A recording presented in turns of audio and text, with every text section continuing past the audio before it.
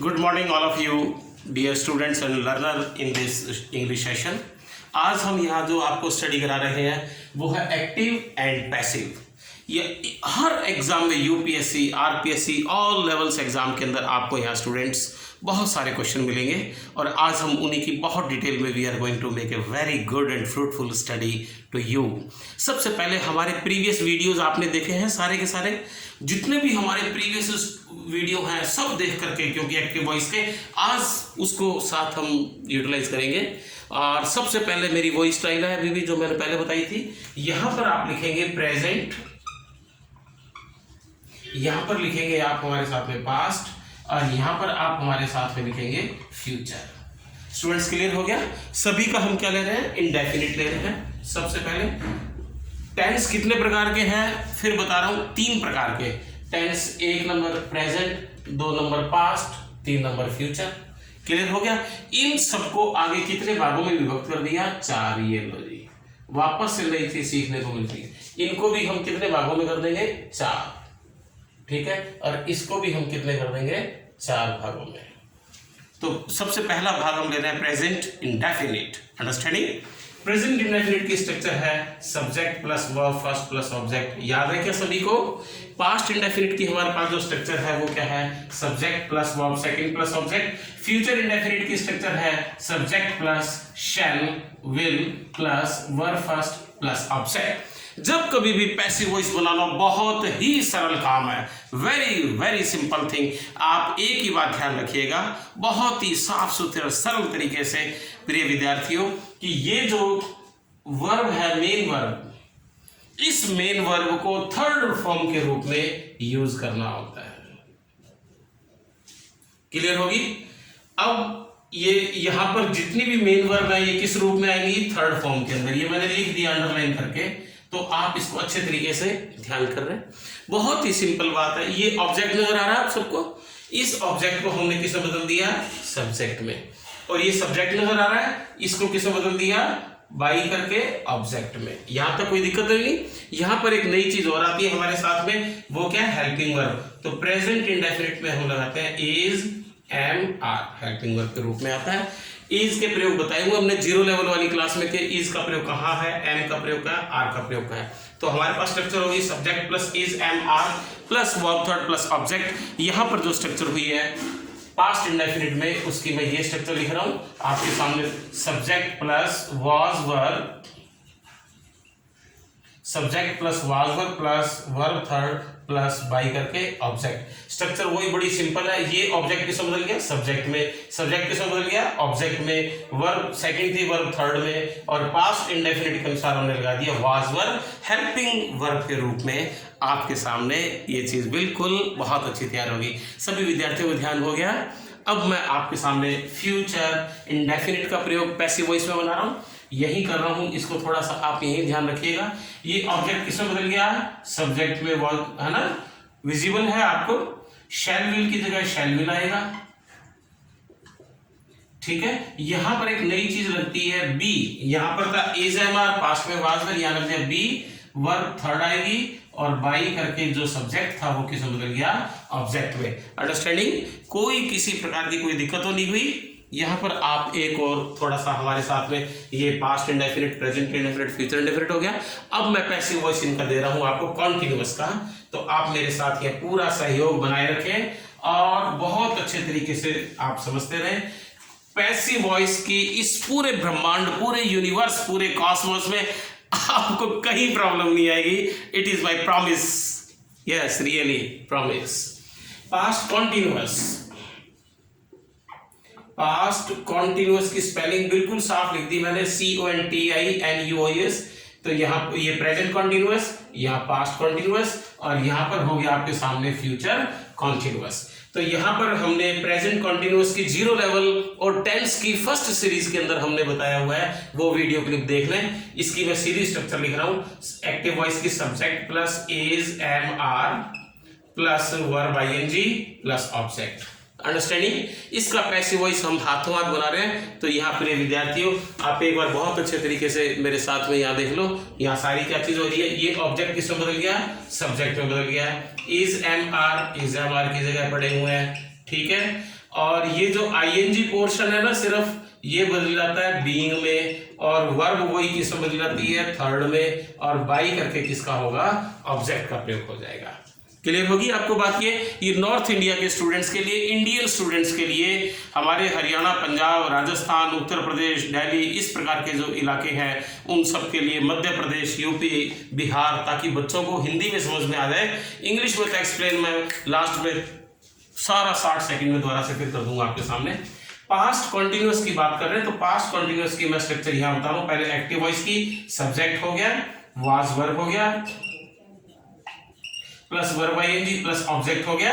अब यहां पर इसका पैसिव वॉइस बनाने के लिए क्या करेंगे, ये ऑब्जेक्ट किसमें बदल गया, सब्जेक्ट में बदल गया, वाज वर्ब किसमें बदल गया, वाज वर्ब में बदल गया, आईएनजी किसमें बदल गया, बीइंग में, ये वाला इतना इतना पीस, और वर्ब थर्ड फॉर्म होगी, और बाई करके क्या हो गया, ऑब्जेक्ट हो गया। ये सारी कॉन्सेप्ट क्लियर होगी स्टूडेंट्स। मुझे विश्वास है कि आप ये बहुत अच्छी तरीके से सीख रहे हैं, समझ रहे हैं। अब मैं यहाँ पर फ्यूचर कॉन्टिन्यूअस करने जा रहा हूँ आपके सामने, थोड़ा सा आप ये देख लें। फ्यूचर कॉन्टिन्यूअस इंडिया के अंदर, इंडिया, नेपाल, पाकिस्तान, भूटान, इसमें इसका पैसिव वॉइस चेंज नहीं होता। ये आप थोड़ा फ्यूचर कॉन्टिन्यूअस का ध्यान रखना। पर फिर भी मैं एक्टिव वॉइस की स्ट्रक्चर आपको बता रहा हूँ। सब्जेक्ट हो गया, शैल हो गया, विल हो गया, बी हो गया, वर्ब आईएनजी, ऑब्जेक्ट हो गया। क्लियर हो गया? ओके डियर स्टूडेंट्स, अब मेरे साथ आप देखेंगे सारे मैं परफेक्ट के अंदर चल रहा हूं, तो सारे परफेक्ट यहां आप मेरे साथ में बहुत अच्छे तरीके से समझते रहेंगे। परफेक्ट में क्या चीज है, पहले हम सबके साथ लेके चल रहे हैं। Present perfect, past perfect, future perfect. Understanding?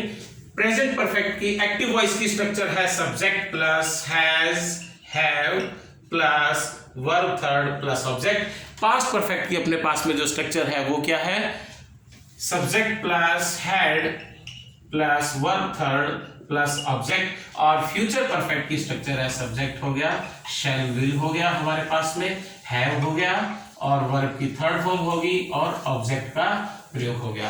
Understanding? अब इसका पैसिव वॉइस प्रिय विद्यार्थियों आप बहुत अच्छे तरीके से एक बार फिर मेरे साथ देख लीजिए कि ऑब्जेक्ट किसमें बदल गया, सब्जेक्ट में। ठीक है, हैज हैव की जगह हैज हैव आ गया। ओके, हमने यहां पर बिन और लगा दिया, वर्ब की थर्ड फॉर्म आ गई, ऑब्जेक्ट आ गया। ये जो अकेला थर्ड पार्ट हेल्पिंग वर्ब के रूप में बिन आ जाता है, मेन वर्ब थर्ड बन जाती है, और यह बाई करके आप क्या लगा दोगे, ऑब्जेक्ट का प्रयोग हो गया। अंडरस्टैंडिंग? पास्ट परफेक्ट की मैं पैसिव वॉइस यहां पर लिख रहा हूं आपके सामने, तो आप थोड़ा सा ध्यानपूर्वक यहां मेरे साथ में देखते रहें।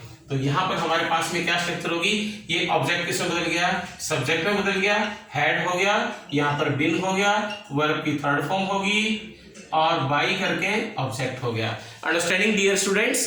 अब फ्यूचर परफेक्ट आप मेरे साथ देख लीजिए, मैं इसको ये यहां पर करने जा रहा हूं।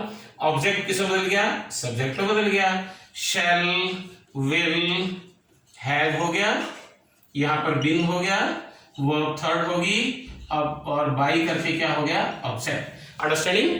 अब इसके बाद में यहां तक आप सारी की सारी चीज अच्छे तरीके से इसको देखते रहे। ऐसा हो ही नहीं सकता कि इस पूरी धरती पर, ब्रह्मांड में आपको पैसिव एक्टिव समझ ना आए। अब मैं आपको बता रहा हूं जो नीचे वाले 3 टेंस हैं, ठीक है, present perfect continuous, past perfect continuous, future perfect continuous, उसका पैसिव वॉइस होता नहीं है। अब मोडाल्स का पैसिव वॉइस मैं आपको बताने जा रहा हूं। मोडाल्स के अंदर क्या होगा, जहां पर जैसे मान लीजिए कैन, कुड, इसके पास में कुड, एक कैन का एग्जांपल बता दूं तो सारे उसी प्रकार से बन जाएंगे। फॉर एग्जांपल यहां पर मैं बोल रहा हूं, राइट लिख रहा हूं, she can speak English, she can speak English. अब इसमें ऑब्जेक्ट है इंग्लिश, वो क्या बन गया, सब्जेक्ट बन गया, तो यहां पर क्या आ गया, इंग्लिश। कैन की जो मॉडल ऑक्सिलरी वही प्रयोग होगी, बी हमें अपने तरफ से यूज करना पड़ेगा, और ये जो मेन वर्ब है इसको किसमें बदल दो, थर्ड फॉर्म के अंदर, और बाई करके क्या हो जाएगा, हार। अंडरस्टैंडिंग? ये सेंटेंस आपको क्लियर हो गया। एक और स्टूडेंट्स आपको यहाँ मैं थोड़ा सा बहुत संक्षिप्त के अंदर एक और इंपेरेटिव सेंटेंसेस की भी जानकारी दे दूं। इंपेरेटिव सेंटेंसेस इतने बढ़िया सेंटेंसेस हैं, ये सारे क्लियर हो गए। अब मैं बिल्कुल अलग तरीके से इंपेरेटिव सेंटेंस की आपको जानकारी दे रहा हूं। इंपेरेटिव सेंटेंसेस ये परीक्षा में आते हैं डायरेक्ट इनडायरेक्ट में, और पता भी नहीं लगता बच्चे को कब आगे। इंपेरेटिव सेंटेंस का एक्टिव वॉइस कौन सा होता है? वर्ब की फर्स्ट फॉर्म। बस वर्ब की फर्स्ट फॉर्म होगी, उसके बाद में यदि फुल स्टॉप आ जाता है तो भी एक्टिव वॉइस कंप्लीट सेंटेंस है, और यदि इसके बाद में वर्ब की फर्स्ट फॉर्म के साथ ऑब्जेक्ट का प्रयोग होता है फुल स्टॉप, तो भी ये एक्टिव वॉइस इंपेरेटिव सेंटेंस का कंप्लीट है। इसको पैसिव वॉइस में बदलने के दो मेथड हैं, दोनों आप ध्यानपूर्वक बहुत अच्छे तरीके से यहाँ हमारे साथ में देख लीजिए। ओके डियर स्टूडेंट्स, सबसे पहले मैं इसका बता रहा हूँ जहाँ वर्ब की फर्स्ट फॉर्म अकेली है, जिसके पीछे ऑब्जेक्ट नहीं लगा, उसका प्रयोग हम यहाँ देख लेते हैं आपके साथ में, बहुत सुंदर तरीके से है। आप थोड़ा देखते रहे। अपने को इसके बनाना है तो यू आर रिक्वेस्टेड टू, ठीक है, आपसे विनम्र प्रार्थना की जाती है, यू आर रिक्वेस्टेड टू। किसी को गाइड करना हो तो क्या लिखेंगे? You are guided to. किसी को आदेश देना हो तो you are ordered to. Military officer या दूसरा ऑफिसर अपने छोटे ऑफिसर को कुछ कहता है तो यू आर कमांडेड टू। ठीक है, मैंने सारा साफ लिख दिया। कोई सलाह देनी है एक दूसरे को तो हमने क्या कर दिया? Advice, you are advised to. Clear हो गया क्या? तो ये प्रकार के शब्द आ जाते हैं, ये सारे यू आर फिक्स है, और इन सब के बाद में क्या हो जाता है? टू आएगा, और टू के बाद वर्ब की फर्स्ट फॉर्म आएगी, और उसके अनुसार जैसे यहां पर मैंने आपको एक सेंटेंस दे दिया कम या कमिंग, तो इसका पैसिव वॉइस आप कैसे बनाएंगे? You are requested to come in, you are suggested to come in, you are advised to come in, you are ordered to come in. ये इस प्रकार की अपने सामने काफ़ी सारी चीज़ें आती हैं जिसको हमने क्लियर कर दिया। अब प्रिय विद्यार्थियों, मैं ये बता रहा हूँ जब वर्ब की फर्स्ट फॉर्म के बाद में क्या लगा हुआ है? ऑब्जेक्ट भी लगा हुआ है। उस प्रकार की स्ट्रक्चर ये वाक्य जो बनते हैं उसको कैसे बनाया जाता है वो आप ध्यान से एक बार अच्छी तरह समझ लें कि जहां पर वर्ब की फर्स्ट फॉर्म के बाद क्या लगा हुआ है? ऑब्जेक्ट लगा हुआ है। इसको पैसिव वॉइस बनाने के लिए आप क्या प्रयोग करेंगे? लेट का प्रयोग करेंगे। सबसे पहले एक नंबर स्थान पे लेट आ गया, ठीक है, और फिर ये जो ऑब्जेक्ट है ये ऑब्जेक्ट आ गया, और फिर बी आ गया, और वर्ब की थर्ड फॉर्म आ गई। Let plus object plus be plus verb third. For example, take for example, I am giving you one question. जैसे आपने कहा open the door, open the door, तो ये सेंटेंस क्या बन जाएगा? Let the door be open.